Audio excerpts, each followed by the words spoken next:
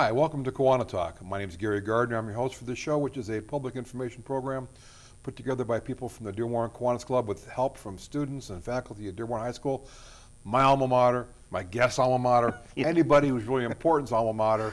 And today we're talking about a topic that is truly near and dear to my heart. And beer. And beer to my heart, too. And then we're talking about beer with John Rucinski, who is the brewmaster, chief cook and bottle washer, owner, whatever. Owner, bottle washer, paperwork pusher. My wife's the boss, and we have a brewer. We have a common boss, because my wife's my boss, too, at the Dearborn Brewery. Yep.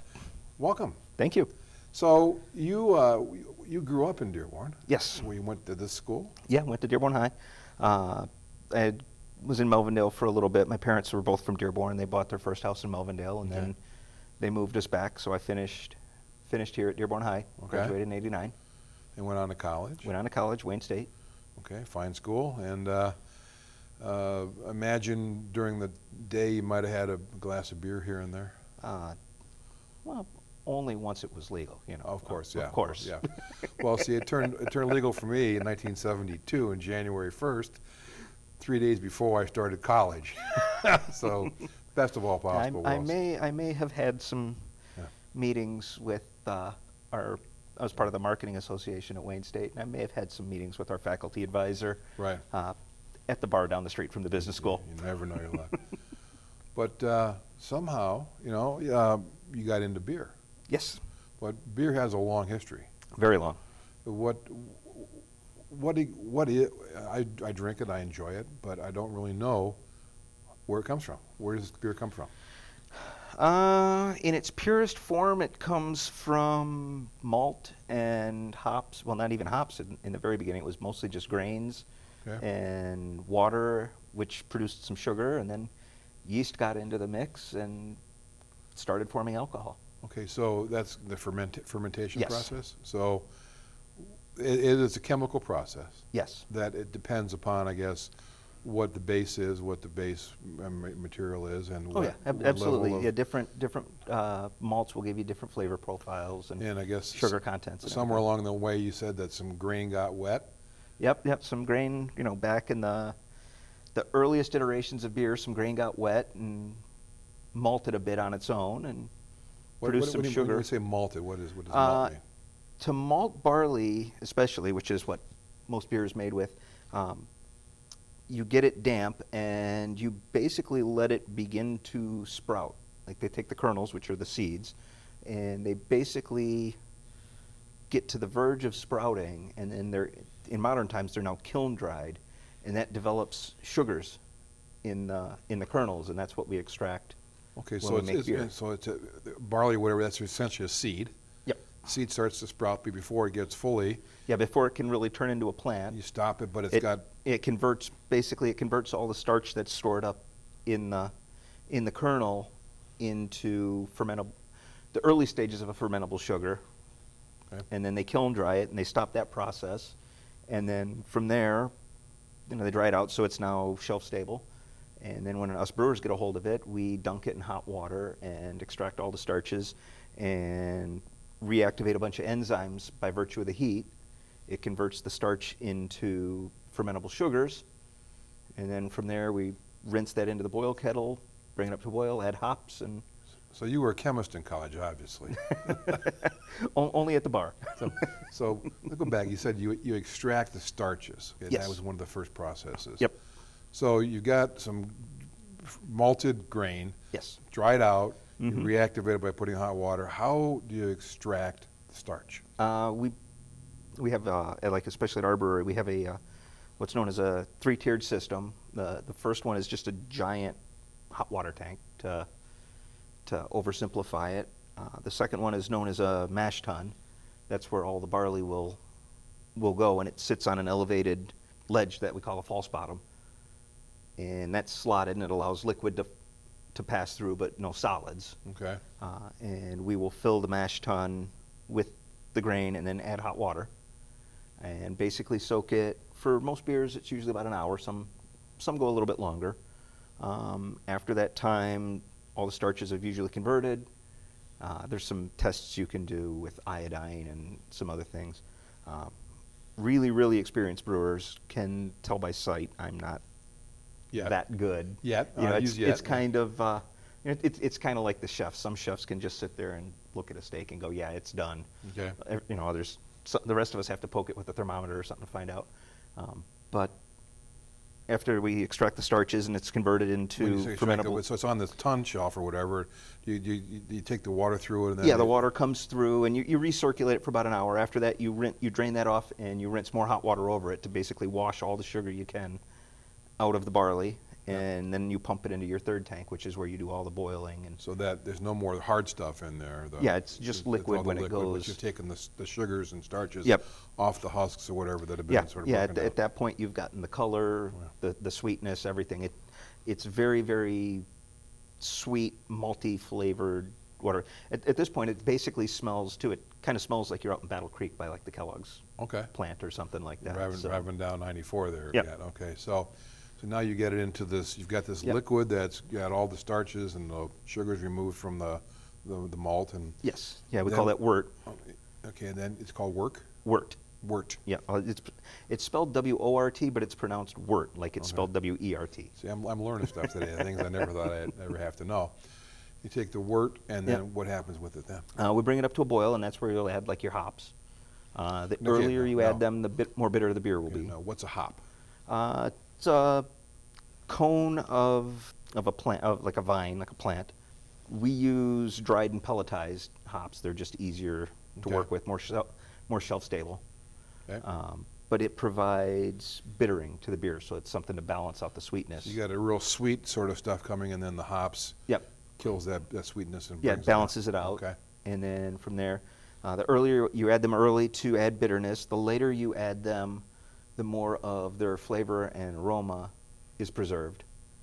So when you say later or earlier, is this like minutes, hours, days, weeks, months? Yes. In the actual boil, it's usually 60 to 90 minutes. The first ones will go in usually somewhere around 60 minutes for the bittering, and that will drive off almost all of the volatile oils that would provide aroma or anything, or flavor or anything like that. And then you'll get back to about 15 minutes left in the boil. You'll add some hops there for some flavor, and then either right at the boil, end of the boil, or in some cases, after the beer is done fermenting, you can add additional hops for more flavor and aroma. So those are the ones when you pour a pint and you hold it up, you really smell you can almost feel the hops kind of going up around your nose and your ears. So I have a question. How do you ever make the same thing twice? Same way you get to Carnegie Hall. Okay, practice, practice, practice. You Okay. take a lot of notes and you just keep working at it.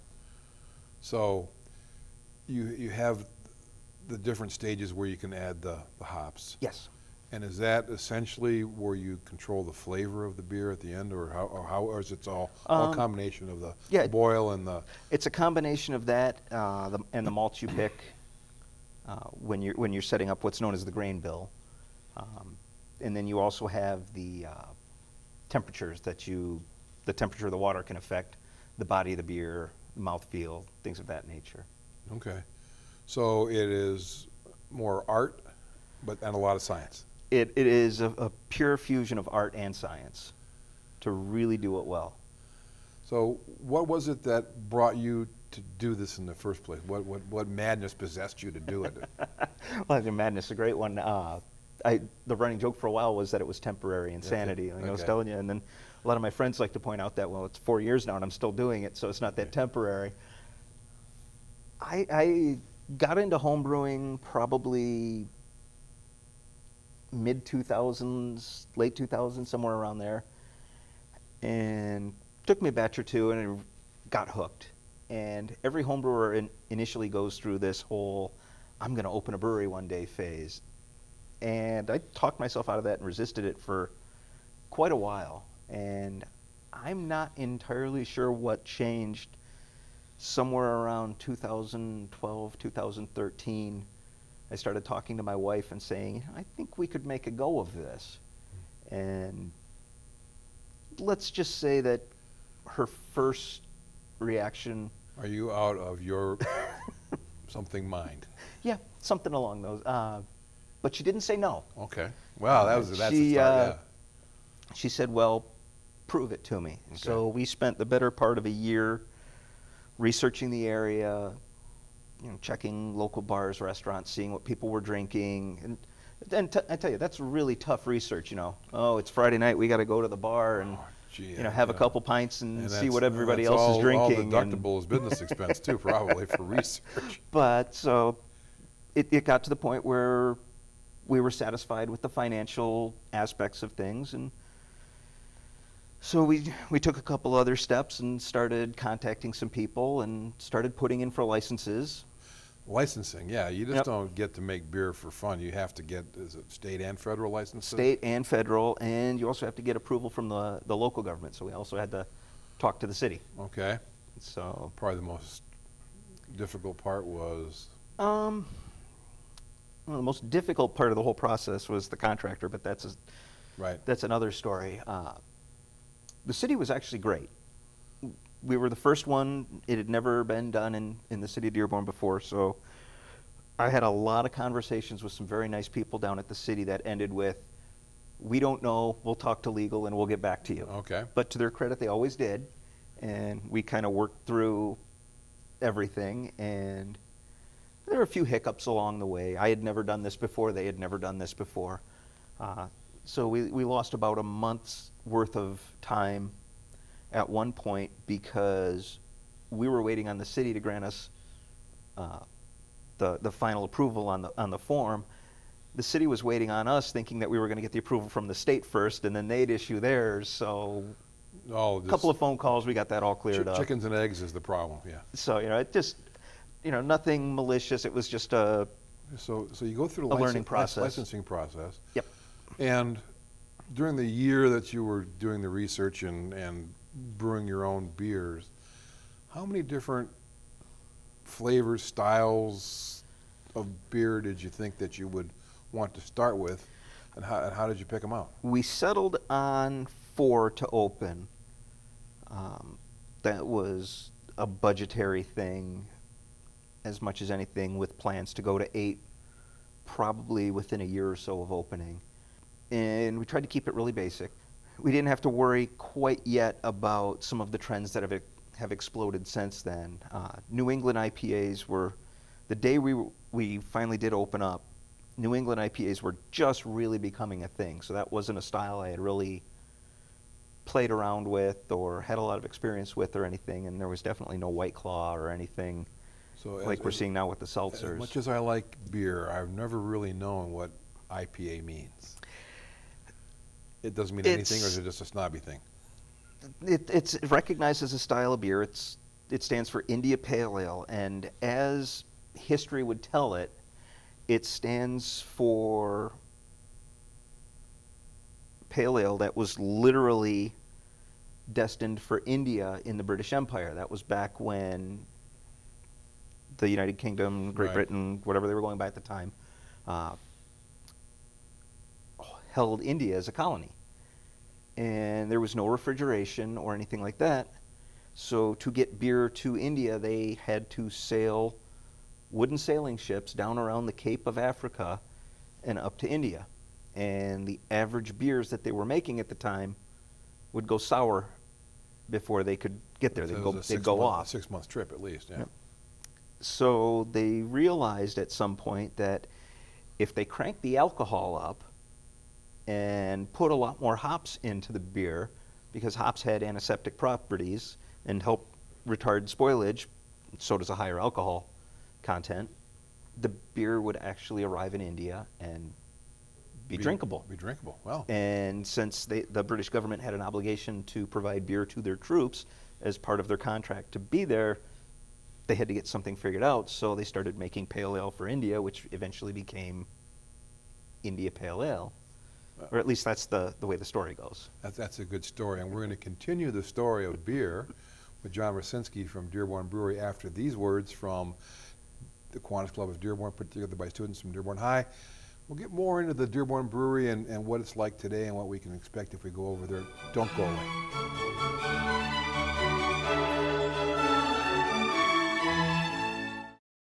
It's easy to get caught up in the details. The day-to-day grind,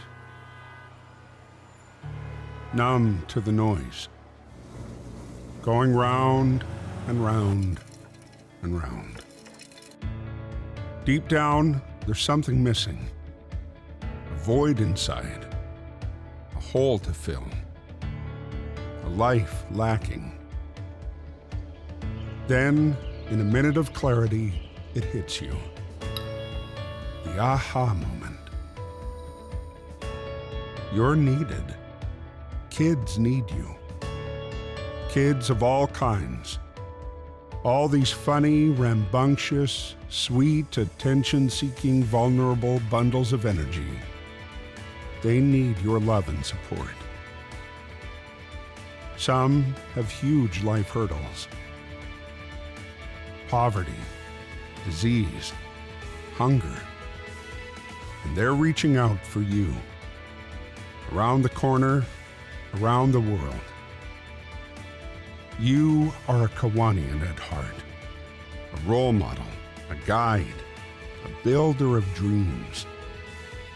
Together, we are Kiwanis. Passionate and strong. Ready to move mountains or grains of sand. Imagine every child reaching their potential. The power to help is in you. It's not about us. It's about them.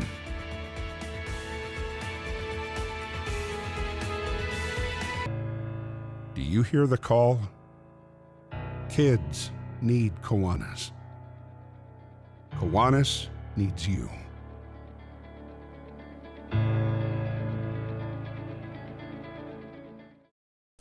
Hi, welcome back to KiwaniTalk. I'm your host, Gary Gardner. We're talking about one of my favorite things in the entire world, beer. And we can talk about beer for a long time. We've only got a little bit of time left with John Rucinski from Dearborn Brewery. Yep. And again, John, where is the magical Dearborn Brewery located? Michigan Avenue between Oakwood and Monroe. We're right in between Nicholski's shop and LA Bistro. Okay, so for people who watch in the other 40 cities besides Dearborn, Yep. between Telegraph and Southfield, Yes. and right in the middle of the west side, right on the east end of the west side of Dearborn, Yes. is the Dearborn Brewery. Is Dearborn Brewing, yep. Nickel Ski Shop and the And LA Bistro, yeah. LA Bistro. Right across the street from the brand new shiny buildings that just got built, Brand new the shiny Wagner building. Place complex. So, you've gone through the licensing process. You've got your permits. Yep. Fling open the doors, and what happened?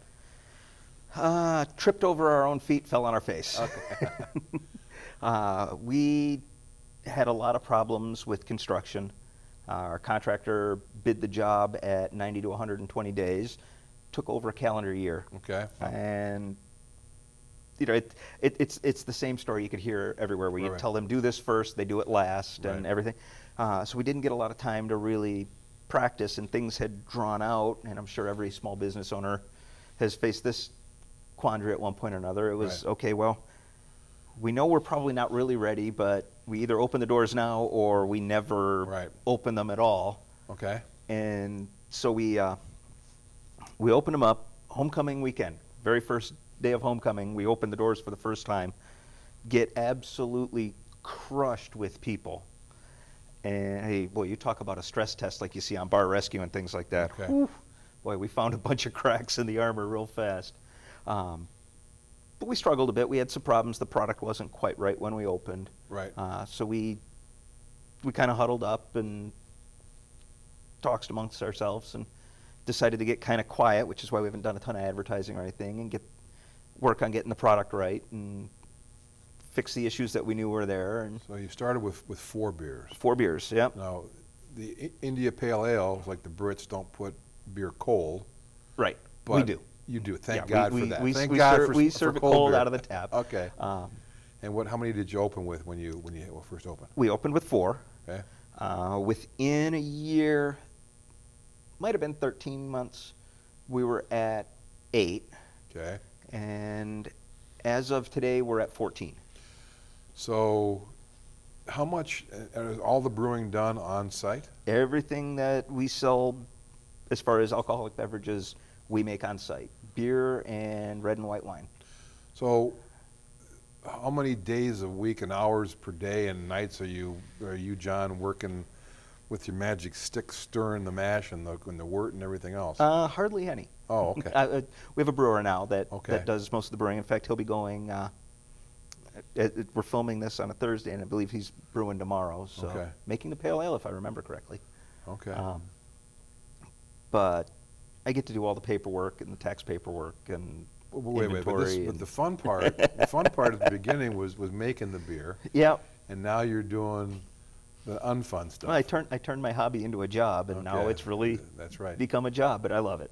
So you just mentioned a couple of things, that you have red and white wine. Yes. Okay. What got you into the idea of adding that to the It was repertoire? something we always wanted to do, but we put off when we were opening just because it was one more thing that we really didn't have the time for. Right.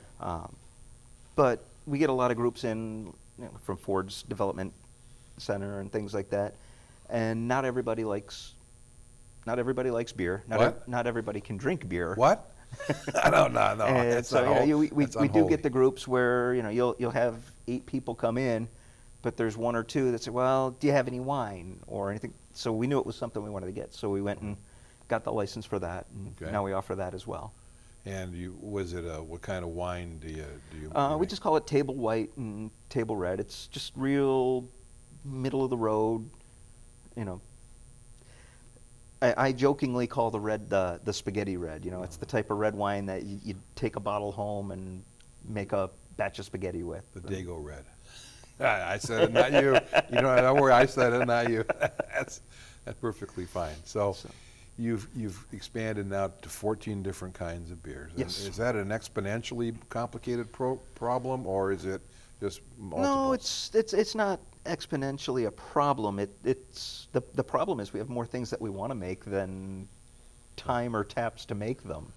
You know, we're always coming up with new ideas and things we want to try. So let's say that John's at home or wherever he does experimentation, putting on a new combination of hops and malts and different boils and Yeah. temperatures and times and things like that.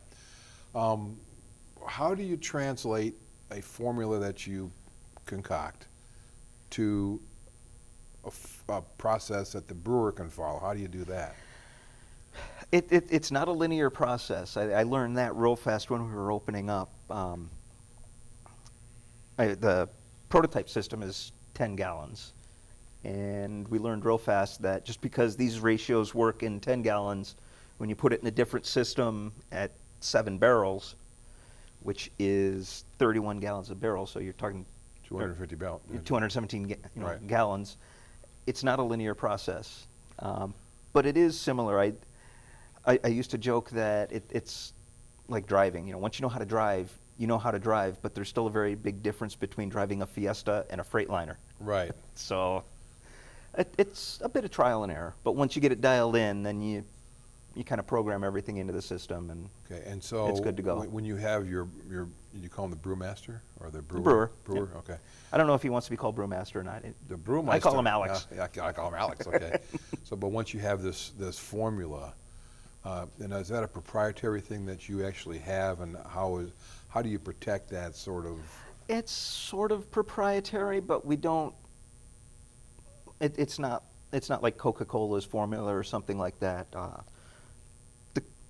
The microbrewer community is very open and sharing, and the thing is, I could give my recipe to another brewery, and they could make it on a different system, perhaps with different water. It'll be a completely different beer, even though same recipe, same proportions. It'll still taste a bit different, so we don't worry too much about that. You don't brew it with Rocky Mountain water, then? No, but we do have a beer that we call the Rouge River Red, and we occasionally joke that we'll send my wife down to the river to get a fetch a couple couple buckets buckets. and bring it back up, but we don't really do that. Bring it on back. So, again, you're located in West Dearborn. Yep. Between. Between Nichols and LA Bistro, just right up the hill from Ford Field. And the hours that you have, you're finding that that's working out okay. Yep. And- Yeah, we don't want to stay open too late. A, we just have beer. Right. And B, we don't have food, although people can bring them in. I think there's a couple local pizza places.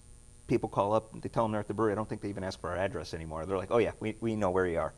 Okay. And then, but you have chips and Chips and like potato chips, and then we have chips and salsa from a local Michigan company.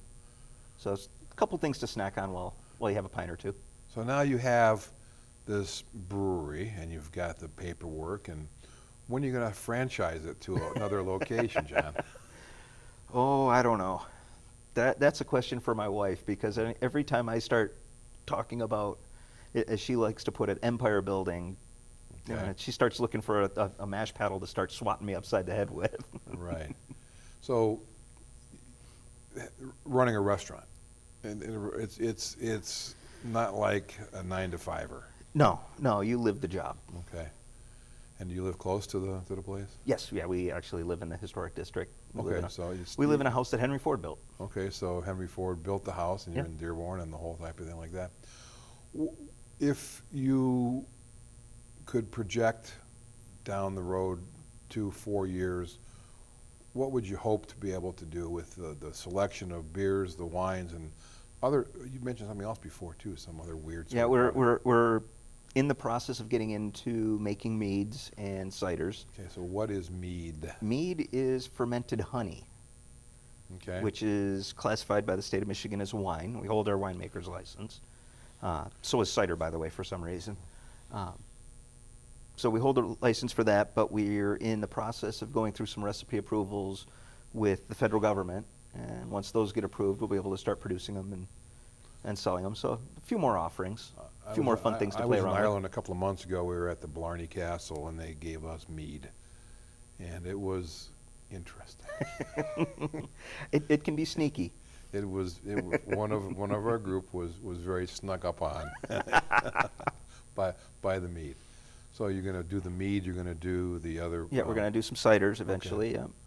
Yep. And- Probably running out of time to really do it this year, because the season's pretty much upon us, and I don't know if the approvals will come through in time. So the cider comes from from apples. apples. Okay, Yep. so you're kind of limited on the window that you can do that. Yeah, especially if you really want to do it from fresh apple juice and from fresh Right. apple cider and make hard cider. We're pretty much coming right up on the time that you'd have to get it. There are concentrates and things you can buy during the year, but Yeah, it's just not the same. Not the same. Well, John Rucinski, I want to thank you. I learned a lot. I mean, I really did. my Now pleasure. we're going to leave here. We're going Okay. to go someplace. We're going to have a beer. Sounds and, good. And a burger. And I'm going to do it. And I'm going to stop by to see your place in the very, very near future. Sounds great. Sounds like it'd be a good time. All Thank right. you very much for coming Thank you. on. Appreciate KiwaniTalk. it. It was great to talk My to you. pleasure. Hope you enjoyed as much as I did, and now my appetite is wet for some beer. I'm Gary Gardner. See you next time. Bye-bye.